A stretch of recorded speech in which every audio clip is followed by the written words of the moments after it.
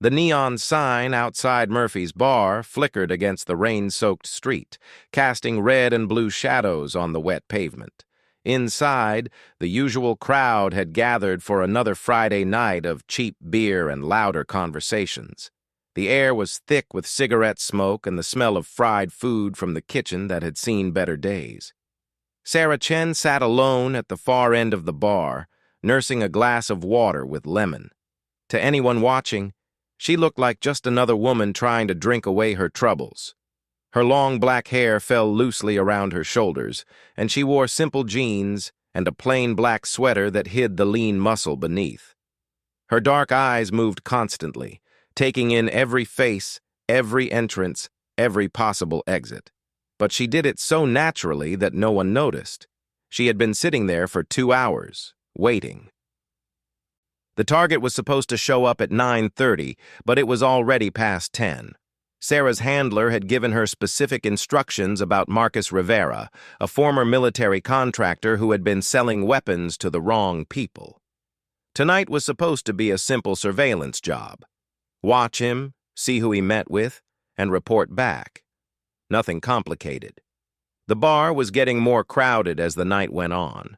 A group of Marines had claimed the pool table in the back corner, their voices rising with each round of drinks.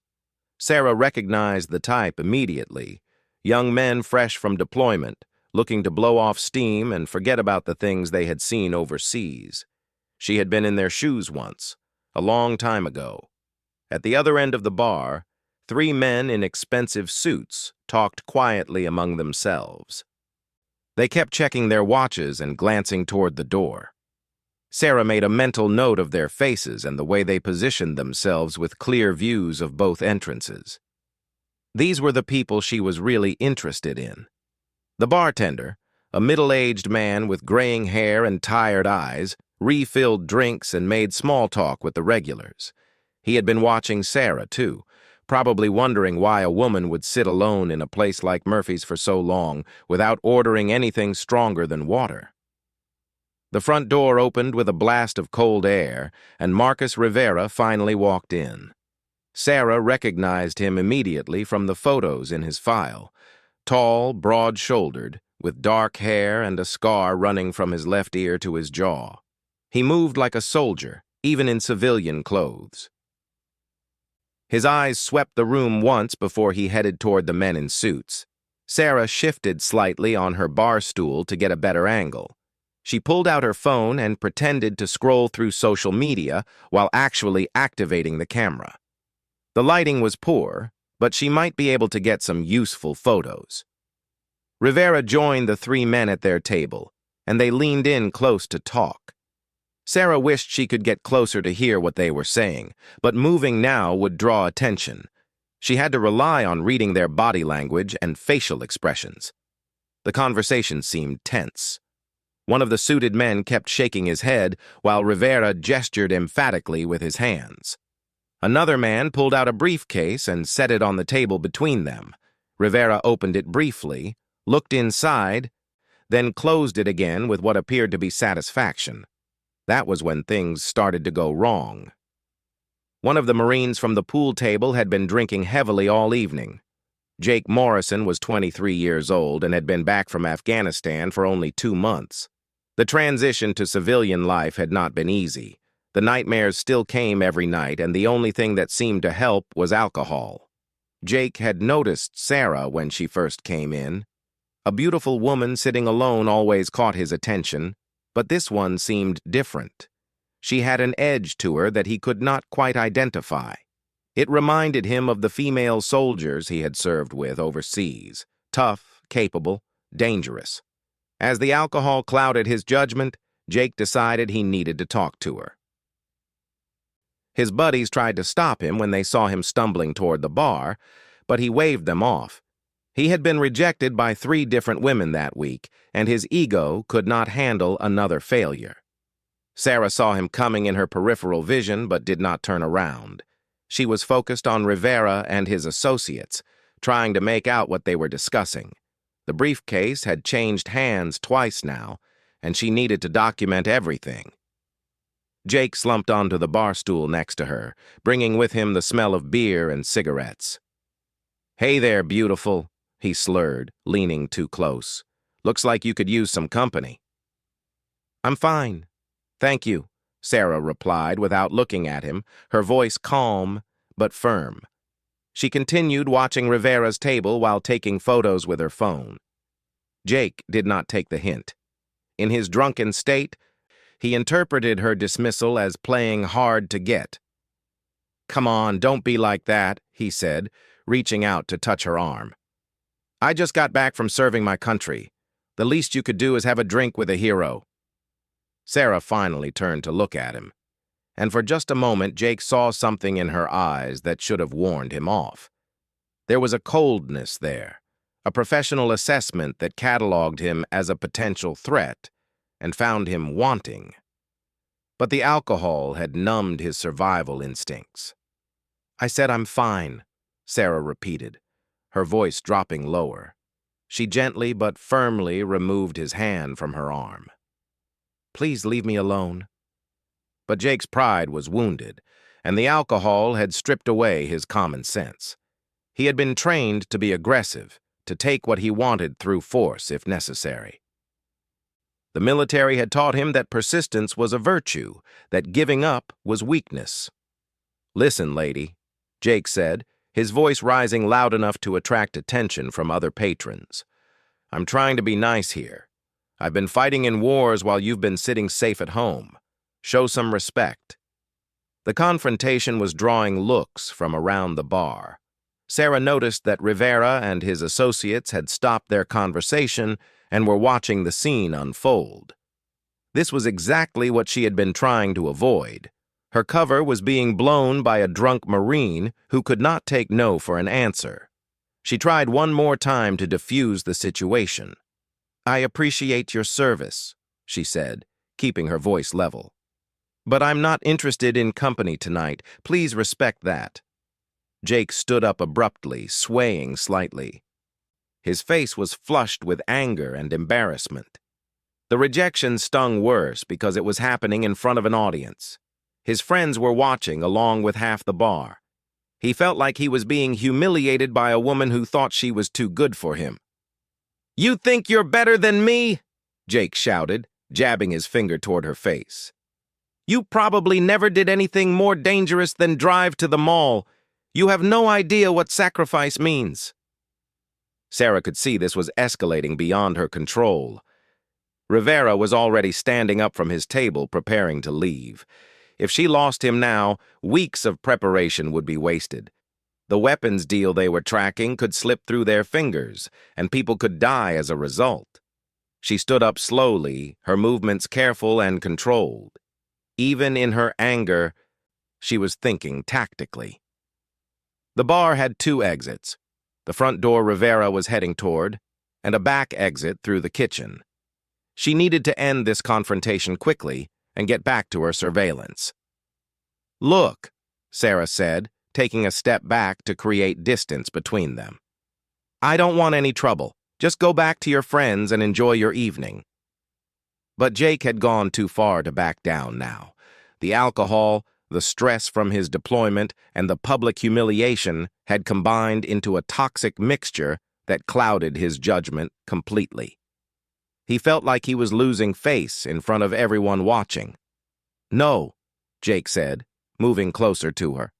"You're going to sit there and listen to what I have to say. You're going to show some appreciation for what I've done for this country." He reached out to grab her shoulder, intending to force her back into her seat. It was a mistake that would change both of their lives forever. Sarah's training kicked in automatically. 12 years of Special Forces conditioning had programmed certain responses into her muscle memory. When someone grabbed her aggressively, her body reacted before her mind could intervene. She caught Jake's wrist as he reached for her, twisted it sharply, and used his own momentum to send him stumbling backward into a nearby table. The move was swift, efficient, and completely unexpected. Jake crashed into the table, sending drinks flying and drawing gasps from the other patrons. He hit the floor hard, more shocked than hurt. For a moment, he just lay there, trying to process what had happened. The bar had gone quiet except for the sound of liquid dripping from the overturned table. Everyone was staring at Sarah, who stood calmly in the same spot, her hands at her sides as if nothing had happened. Jake slowly got to his feet, his face burning with humiliation and rage. The woman had made him look like a fool in front of everyone. His military training told him he had just been outmaneuvered by a superior opponent, but his pride refused to accept that possibility. Rivera and his associates were moving toward the front door, taking advantage of the distraction. Sarah watched them go with growing frustration. 3 months of surveillance work was walking out the door because of one drunk Marine who could not handle rejection. Jake's friends had started moving toward them, sensing that the situation was about to get much worse. The bartender was reaching for the phone, probably to call the police. Other patrons were either moving closer to get a better view or backing away to avoid getting caught in the middle. That was when Jake made his second and most serious mistake. Instead of walking away or letting his friends calm him down, he let his anger and wounded pride drive his actions. He clenched his fists and took a step toward Sarah. "You made a big mistake, lady," he growled, his voice carrying the kind of threat that had worked on insurgents in Afghanistan. "Nobody does that to a Marine." Sarah turned to face him fully for the first time, and something in her posture changed. The casual, relaxed woman who had been sitting at the bar was gone. In her place stood someone who radiated controlled violence, someone who had been trained to kill efficiently and without hesitation. "Walk away," Sarah said quietly, her voice carrying an authority that made several nearby patrons step back involuntarily. "This doesn't have to go any further." But Jake was beyond reason now. He had been embarrassed, physically dominated, and publicly humiliated. In his alcohol-fueled state, he saw only one way to salvage his dignity. He would have to put this woman in her place, show everyone who was really in charge. Jake stepped forward and swung his fist toward Sarah's face. It was a clumsy, telegraphed punch thrown by someone whose fine motor skills had been compromised by alcohol. For Sarah, it might as well have been in slow motion. She stepped slightly to the side, letting his fist pass harmlessly by her head. Then she struck back. The blow caught Jake in the solar plexus, driving all the air from his lungs and dropping him to his knees. Sarah had pulled her punch significantly. At full force, it would have ruptured internal organs and possibly killed him. But even restrained, it was devastating. Jake gasped for air, unable to breathe or speak. He looked up at Sarah with a mixture of fear and confusion. This was not how the encounter was supposed to go. He was a trained warrior, a United States Marine. How was a civilian woman doing this to him? Sarah looked down at him with something approaching pity. She had seen this story before. Young soldiers coming home from war, struggling with trauma and adjustment, self-medicating with alcohol and violence. She had been there herself once, angry at the world and looking for someone to blame for the things she had seen and done. "Stay down," Sarah said softly, her voice gentle but firm. "Don't make this worse than it already is." Jake tried to stand up, still gasping for air, but Sarah placed her hand on his shoulder and kept him kneeling. To anyone watching, it looked casual, almost friendly. But Jake could feel the iron strength in her grip and knew that struggling would be useless. "Please," Sarah said, looking around at the faces staring at them. "Someone call him a cab. Get him home safely." The bar was still silent, everyone processing what they had just witnessed. A small woman had just dominated a trained Marine with casual efficiency. It did not match anyone's expectations or preconceptions. Jake's friends finally reached them, helping him to his feet and supporting him as he struggled to breathe normally. They looked at Sarah with a mixture of respect and wariness, recognizing that they were in the presence of someone far more dangerous than she appeared. "Ma'am," one of them said respectfully, "we'll take care of him. Sorry for the trouble." Sarah nodded and turned back toward the bar, but Rivera and his associates were already gone. The front door was closing behind them, and her surveillance mission was ruined. 3 months of careful preparation had been wasted because of a drunk Marine and her own inability to maintain her cover under pressure. She gathered her jacket and purse, left money on the bar for her water, and walked toward the front door. Every eye in the place followed her movement, and she could hear whispered conversations starting up behind her. As she reached the door, she heard Jake's voice calling after her, still weak, but clearer now that he could breathe again. "Who are you?" Sarah paused with her hand on the door handle, considering her answer. She could give him a false name, some story about self-defense classes and lucky reflexes. It would be easier, safer, and protect her identity for future operations. Instead, she turned around and met his eyes. For just a moment, she let him see past the civilian facade to the soldier underneath. It was a professional courtesy, one warrior acknowledging another. "Someone who knows exactly what sacrifice means," she said quietly. Then she pushed through the door and disappeared into the night. Jake stood there supported by his friends, watching the door swing shut behind her. The bar slowly returned to its normal volume as conversations resumed and people processed what they had witnessed. But Jake remained quiet, replaying the encounter in his mind. He had been wrong about her, completely and utterly wrong. The way she moved, the precision of her strikes, the calm authority in her voice. These were not the attributes of a civilian. He had picked a fight with someone who could have killed him without breaking a sweat, and she had chosen mercy instead. His friends eventually managed to get him outside and into a taxi, but Jake spent the entire ride home thinking about the woman at the bar. Who was she? What was her story? And why had she been sitting alone in Murphy's bar taking pictures with her phone? By the time he reached his apartment, Jake had made a decision that would change everything. He was going to find out who she really was and why she had been there tonight. Something told him that their encounter was far from over. Jake Morrison woke up the next morning with a splitting headache and a bruised ego that hurt worse than his physical pain.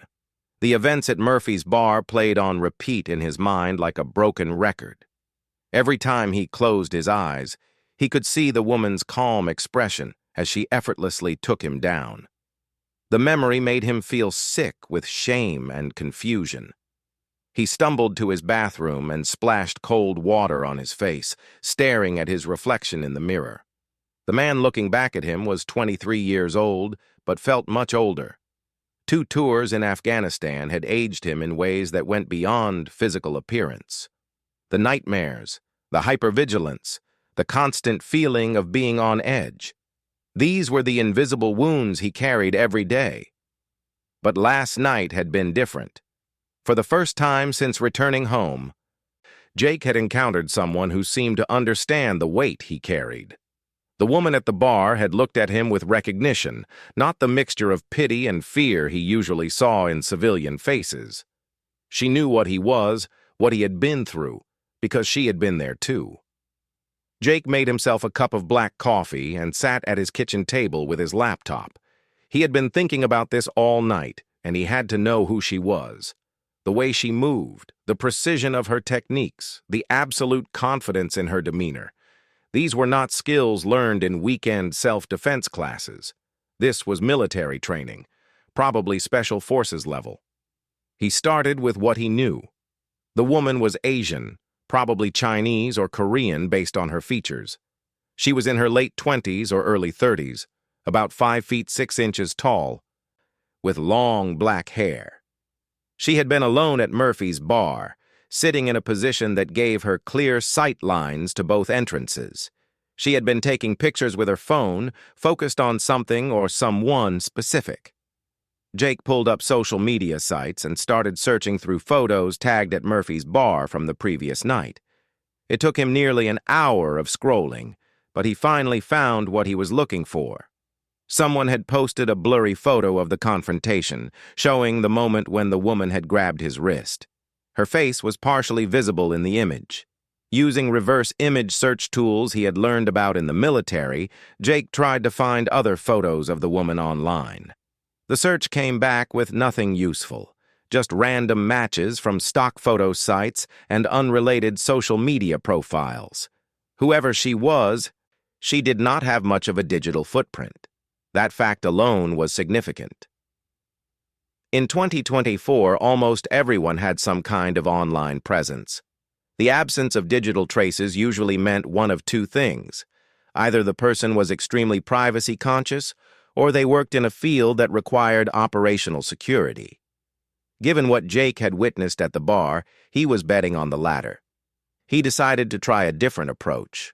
Jake still had contacts from his time in the Marines, including some who had gone on to work in intelligence and special operations.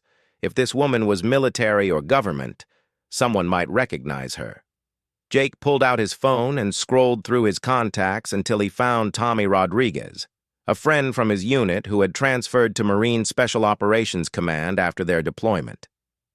Tommy had always been good at gathering information and might have access to databases that could help identify the woman. "Jake, holy shit, man, it's been months. How are you holding up?"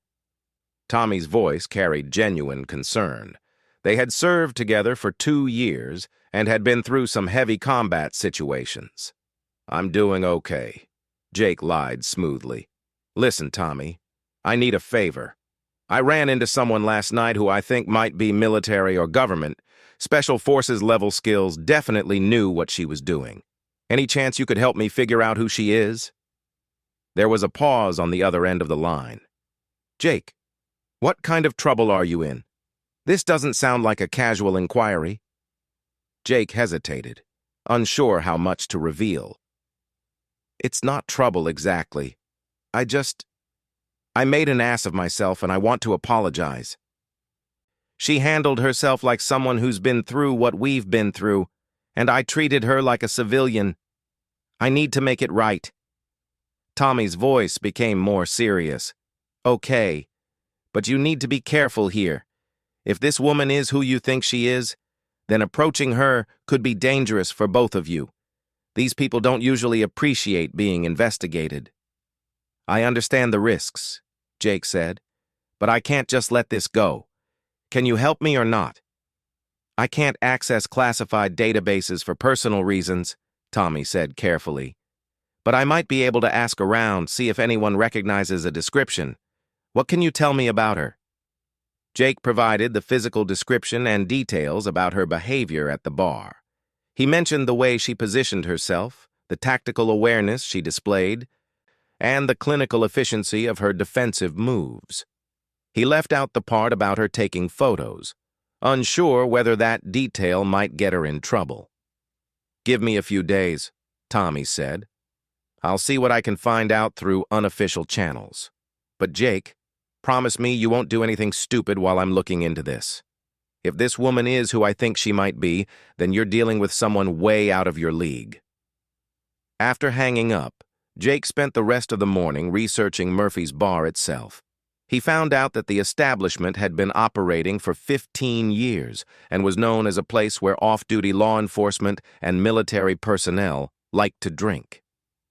The owner, Patrick Murphy, was a retired police sergeant who maintained good relationships with the local law enforcement community. That information suggested that the woman might have been there for professional reasons. If she was conducting surveillance on someone at the bar, then she was probably law enforcement or intelligence. The question was whether she was local FBI, DEA, some other federal agency, or possibly military intelligence. Jake decided to return to Murphy's bar that evening. He would not drink this time, and he would not approach the woman if she was there. He just wanted to observe, to see if he could learn anything more about what had happened the previous night. Murphy's looked different in the daylight streaming through the windows. The same worn wooden floors and faded posters covered the walls, but without the dim lighting and cigarette smoke, it seemed smaller and shabbier. Only a few regulars sat at the bar, nursing early afternoon drinks and watching sports on the television mounted in the corner. Jake approached the bartender, the same middle-aged man who had been working the previous night. His name tag read Bill, and he looked up with recognition when Jake sat down. "You're the Marine from last night," Bill said with a neutral expression. "How are you feeling today?" "Like an idiot," Jake admitted. "I wanted to apologize for the trouble I caused. That kind of behavior isn't acceptable, no matter how much I'd been drinking." Bill studied him for a moment, then nodded approvingly. "Takes guts to come back and apologize. Most people would just pretend it never happened." "Can I ask you something?" Jake said. "The woman I was bothering last night, had you seen her here before?" Bill's expression became more guarded. "Why do you want to know?" "I'm not looking to bother her again," Jake said quickly. I think I misjudged her completely. The way she handled herself, the way she carried herself. She's military, isn't she? Or law enforcement?" Bill was quiet for a long moment, polishing glasses while he considered his response. "Look, kid," he finally said, "I've been tending bar for 20 years, and I've learned not to ask too many questions about my customers. That woman comes in here maybe once or twice a month, always alone, always orders water. She sits, she watches, and she leaves. I don't know who she is or what she does, and I don't want to know." "She was watching someone specifically last night," Jake said. "She had her phone out taking pictures." Bill stopped polishing and fixed Jake with a hard stare. "That's the kind of observation that can get people in trouble. My advice is to forget about last night and move on with your life. Some people are better left alone." Jake thanked Bill for the advice and left the bar, but his curiosity had only grown stronger. The bartender's reaction confirmed that the woman was not just a random civilian. She was someone who operated in the shadows, someone whose business was best left unexamined. That evening, Jake received a call from Tommy Rodriguez. His friend's voice was tight with concern. "Jake, I asked around about your mystery woman, and I got some interesting responses. Nobody could give me a name, but a couple of people seem to recognize the description. The consensus is that you stumbled into something you should stay away from." "What do you mean?" Jake asked. "I mean that if this woman is who they think she is, then she's not military in any conventional sense. She's probably some kind of federal agent or special operations contractor. The kind of person who does jobs that don't officially exist." Jake felt a chill run down his spine. "Are you saying she's CIA?" "I'm saying I don't know, and I don't want to know," Tommy replied firmly. "What I am saying is that you need to drop this immediately. People like that don't appreciate being investigated, and they have resources to make problems disappear." But Jake could not let it go. The encounter at Murphy's bar had awakened something in him that had been dormant since his return from Afghanistan. For the first time in months, he felt a sense of purpose, a mystery that demanded solving. The woman represented a connection to the world he had left behind, a world where actions had consequences and every decision mattered. Over the next few days, Jake threw himself into researching everything he could find about federal law enforcement and intelligence operations in the area. He learned about joint task forces, undercover operations, and the complex web of agencies that operated in the shadows of American law enforcement. He also returned to Murphy's bar each evening, not to drink, but to observe. He studied the regular customers, noting who came and went, who they talked to, and how they behaved. He was looking for patterns, for any clue that might explain what the woman had been doing there. On his fourth night of surveillance, Jake's patience was rewarded. He was sitting in his car across the street from Murphy's when he saw her walking down the sidewalk. She was dressed differently this time, dark jeans, a leather jacket, and boots that looked like they could handle serious work. Her hair was pulled back in a ponytail, and she moved with the same predatory grace he remembered from their encounter. Jake watched as she approached the bar, then continued walking past it. She turned the corner and disappeared from view. After waiting 5 minutes, Jake got out of his car and followed her route. He found her standing in the alley behind Murphy's bar, speaking quietly into a cell phone. Jake could not hear her words, but her body language suggested she was reporting to someone, providing an update on some kind of operation. She ended the call and began walking back toward the street. Jake quickly retreated to his car, but not before getting a clear look at her face under the streetlight. She looked tired, stressed, like someone carrying the weight of important responsibilities. There was a hardness in her expression that spoke of difficult decisions and dangerous work. As she passed under another streetlight, Jake saw something that made his blood run cold. There was a man following her, staying in the shadows about 50 feet behind.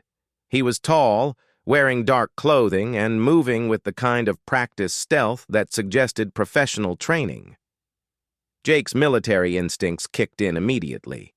The woman was being stalked, and she appeared to be unaware of the threat.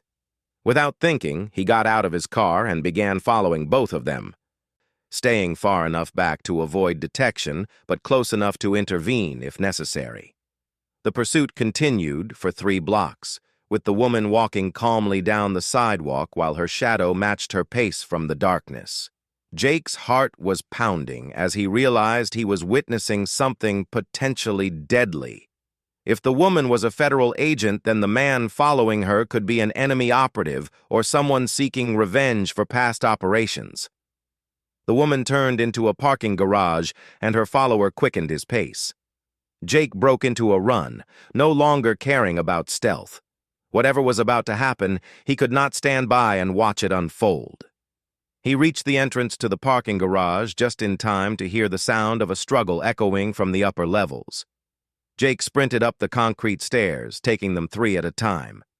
Driven by a desperate need to help the woman who had shown him mercy when she could have seriously hurt him. On the 3rd level, Jake found them. The woman was fighting for her life against 2 men, not 1. The second attacker had been waiting in the garage, turning this into a coordinated ambush. Both men were armed with knives and moving with professional coordination, trying to corner her between 2 parked cars. But even outnumbered and surprised, the woman was holding her own.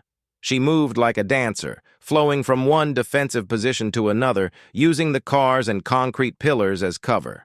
Her attackers were skilled, but she was better.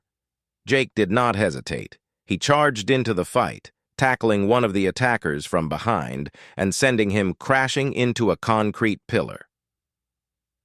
The man's knife skittered across the floor as he hit the wall with a sickening crunch.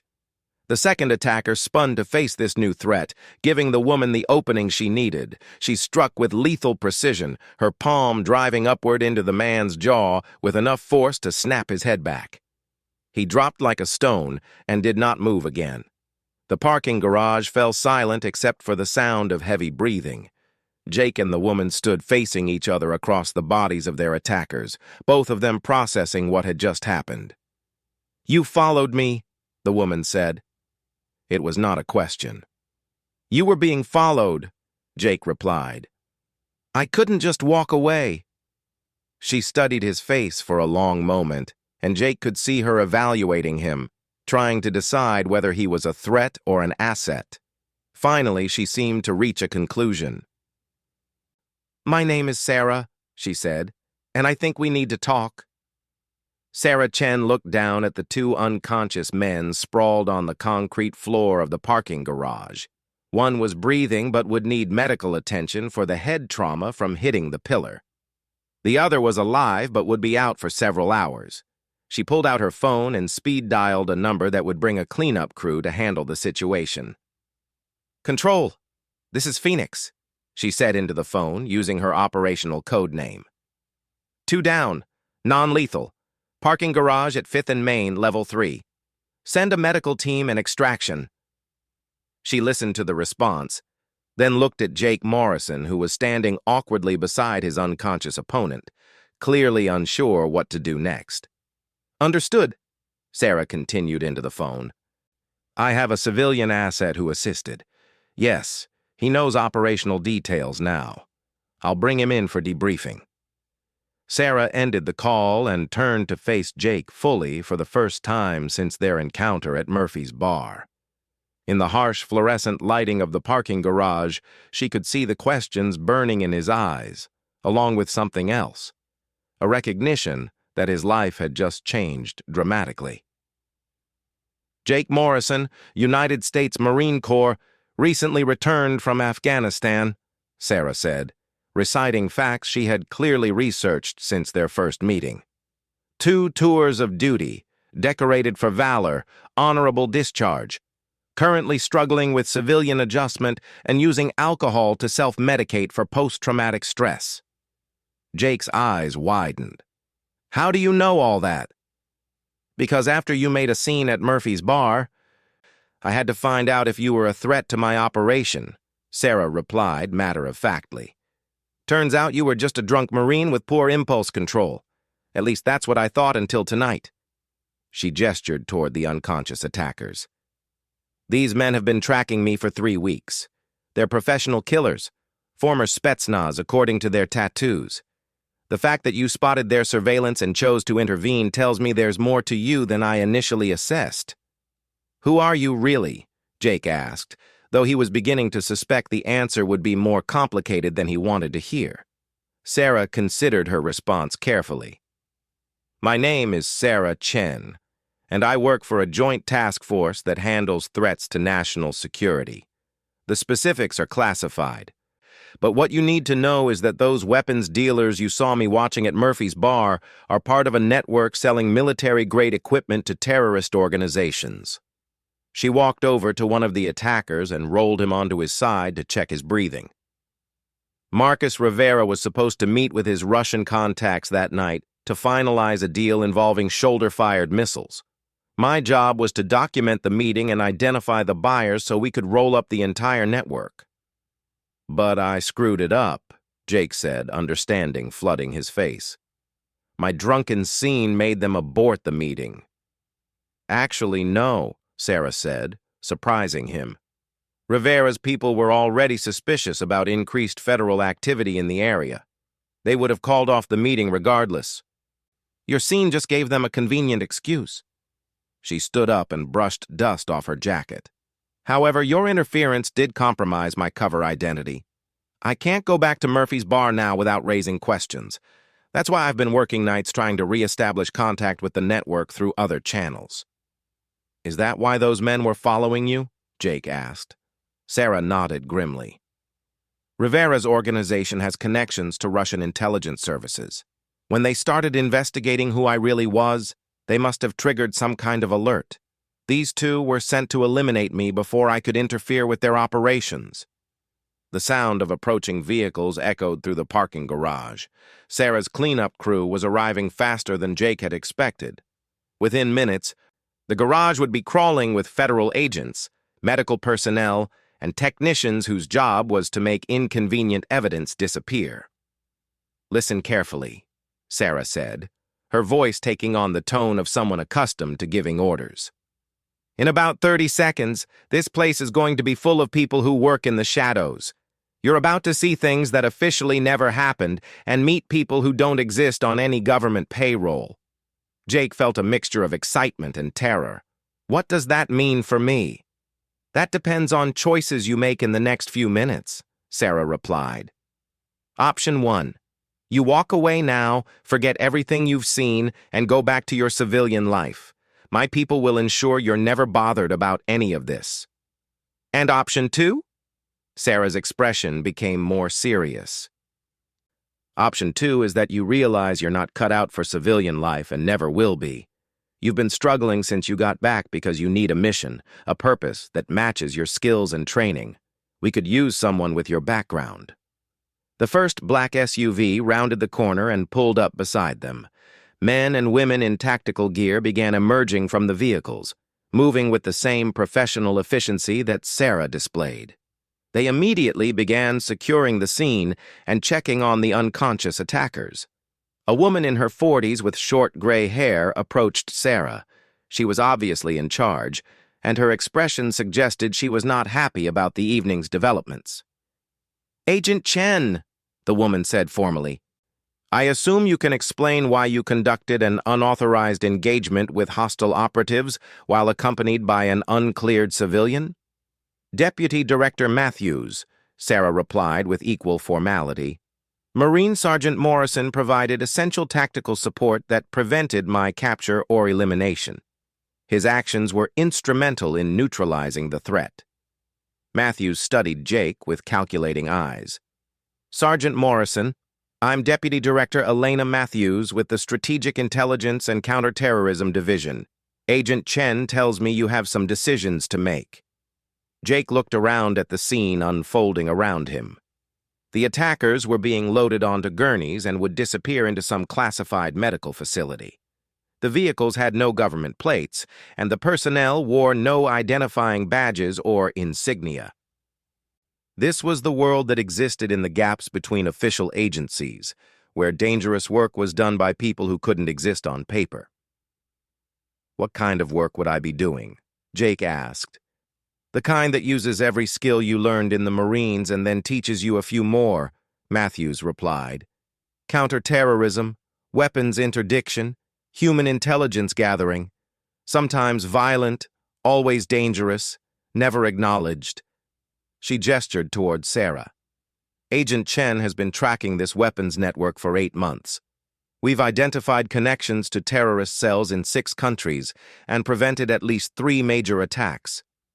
But the network is larger than we initially suspected, with tentacles reaching into organized crime, foreign intelligence services, and domestic extremist groups. We need people who can operate in hostile environments without backup or official support, Sarah added. People who can make hard decisions under pressure and live with the consequences. Jake thought about his apartment, his minimum wage job at a warehouse, the endless nights of insomnia and alcohol. Then he thought about the rush he had felt during the fight in the parking garage, the clarity of purpose that had been missing from his life since returning home. If I say yes, Jake said slowly, what happens to my old life? Jake Morrison, former Marine, dies in a car accident next week, Matthews said without emotion. Very sad, closed casket funeral, military honors. Your family gets a substantial life insurance payout and closure. The callousness of it took Jake's breath away. You're talking about making me disappear. I'm talking about giving you a new identity and a job that actually matters, Matthews corrected. The choice is yours, but you need to make it now. We can't have civilians wandering around with knowledge of our operations. Jake looked at Sarah, searching her face for guidance. Why are you recommending me? You barely know me. Because you followed a stranger into danger to help them, Sarah replied. Because you recognized a threat and acted without hesitation. And because you've been looking for a way back to the war ever since you came home. She was right, and Jake knew it. The civilian world had never felt real to him, never felt important enough to justify the things he had seen and done overseas. He had been going through the motions of normal life while feeling like a ghost haunting someone else's existence. What about the weapons dealers? Jake asked. What happens to them? With your help, we roll them up, Sarah said. Rivera and his network have been responsible for arming groups that have killed hundreds of innocent people. We stop them, and we save lives. Jake made his decision. What do I need to do? Matthews smiled for the first time since arriving. Welcome to the Strategic Intelligence and Counterterrorism Division, Operative Morrison. Your training begins tomorrow. Over the following weeks, Jake's old life was systematically erased. His apartment lease was terminated, his possessions donated to charity, and his employment records adjusted to show a medical discharge that would explain his sudden disappearance. His family received official notification of his death in a traffic accident, complete with witness statements and police reports that had been carefully fabricated. Meanwhile, Jake Morrison the person began transforming into someone new. The training was unlike anything he had experienced in the Marines, where military training focused on overwhelming force and unit cohesion. This program emphasized stealth, deception, and individual initiative. He learned surveillance techniques, advanced weapons handling, computer hacking, and dozens of other skills that fell into the category of things that didn't officially exist. Sarah served as his primary instructor and handler. Their relationship evolved from mutual wariness to professional respect to something approaching friendship. She taught him how to disappear in crowds, how to read micro-expressions that revealed lies, and how to kill efficiently with improvised weapons. The hardest part, Sarah told him during a training session on reading body language, is learning to live with multiple identities. Jake Morrison was a Marine who served his country honorably. The person you're becoming doesn't officially exist and never will. You have to find a way to honor both versions of yourself. 3 months after the incident in the parking garage, Jake received his first operational assignment. Marcus Rivera had been spotted meeting with known arms dealers in a warehouse district outside the city. The mission was surveillance only. Document the meeting, identify all participants, and gather intelligence on the weapons being transferred. Jake sat in the passenger seat of a surveillance van, watching the warehouse through high-powered cameras while Sarah coordinated with other team members positioned around the perimeter. It was his first real operation, and he was surprised by how calm he felt. The hypervigilance and anxiety that had plagued him since Afghanistan were gone, replaced by focused concentration and tactical awareness. "Target acquired," Jake reported into his headset as Rivera's car pulled up to the warehouse. 2 additional passengers, both matching profiles from the database. "Copy that," Sarah's voice came through his earpiece. "Remember, we're here to watch and learn. No engagement unless the situation goes critical." But as Jake watched through the camera, he realized that the situation was already critical. The weapons being unloaded from shipping containers were not the small arms and explosives they had expected. These were anti-aircraft missiles, enough firepower to bring down commercial airliners or attack military installations. "Control, this is Phoenix." Sarah's voice was tight with tension. "We have a problem. These aren't street-level weapons dealers. This is state-sponsored terrorism." The operation that had started as simple surveillance was about to become something much more dangerous. Jake found himself thinking back to that night at Murphy's bar when he had approached a woman he thought was just another civilian. If he had known then where that encounter would lead, would he have made the same choices? Looking at the weapons being prepared for shipment to unknown terrorists, Jake realized he would have done exactly the same thing. Some fights were worth having, even when you didn't know what you were getting into. "Phoenix, this is Control," came Deputy Director Matthews's voice through their earpieces. "Authorization granted for immediate intervention. Stop that shipment by any means necessary." Jake felt the familiar rush of adrenaline as he prepared for combat. But this time, he wasn't fighting for territory or abstract political goals. This time, he was fighting to protect innocent people from weapons that could kill hundreds. "Ready?" Sarah asked, checking her equipment one final time. "Ready," Jake replied, and meant it completely. They moved out into the night, 2 shadows among many, carrying out work that would never be acknowledged or celebrated. It was exactly the life Jake Morrison had never known he wanted, and he had found it by making the worst first impression possible on a woman who turned out to be far more than she appeared. As they approached the warehouse where international arms dealers were preparing to distribute military weapons to terrorist organizations, Jake realized that sometimes the most important moments in life came disguised as mistakes. His drunken behavior at Murphy's bar had seemed like a low point, but it had actually been the beginning of something much larger. The mission ahead would be dangerous, possibly deadly, and certainly classified. But for the first time since returning from Afghanistan, Jake Morrison felt like he was exactly where he belonged.